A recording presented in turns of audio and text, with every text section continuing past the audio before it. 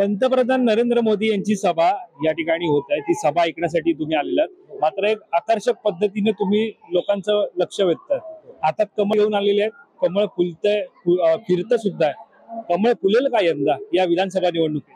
100% या महाराष्ट्राची जर प्रगती सुद्धा करायची असेल, या महाराष्ट्रात आदरणीय देवेंद्रजी फडणवीस साहेब जसे मुख्यमंत्री आपले एकनाथजी शिंदे साहेब, अजित पवार साहेब हे सगळे एकत्र मिळून काम करतात आहे, तर 100% आणि यांनी सुद्धा आज जी 2.5 वर्ष जी सरकार चालवलं त्या 2.5 वर्षामध्ये त्यांनी खूप सारी कामं केलेली आहेत, तर त्यामुळे 101% सरकार येणार।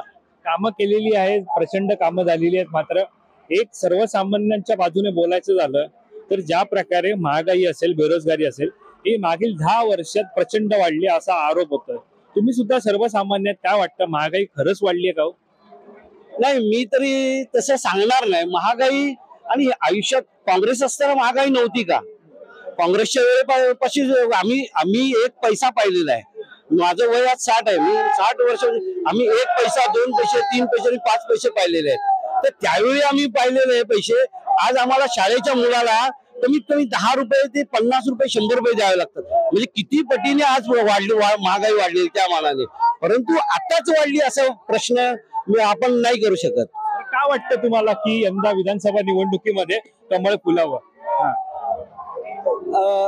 कारण बघा, आज महाराष्ट्रामध्ये खूप साऱ्या गोष्टी जसं आपण म्हणतो मेट्रो झालेली आहे, तुमचे योजना सुरू झालेल्या आहेत आणि आज संपूर्ण महाराष्ट्रभर काम चालू आहे आणि रस्ते चालू आहे, ब्रिजेस करतात आहे। त्यामुळे ना मला असं वाटतं की महाराष्ट्रात आहे ना आदरणीय देवेंद्रजी फडणवीस आणि मोदींचं सरकार हे आपल्याला देशासाठी हवंच आहे। मुख्यमंत्री कोण झालं पाहिजे?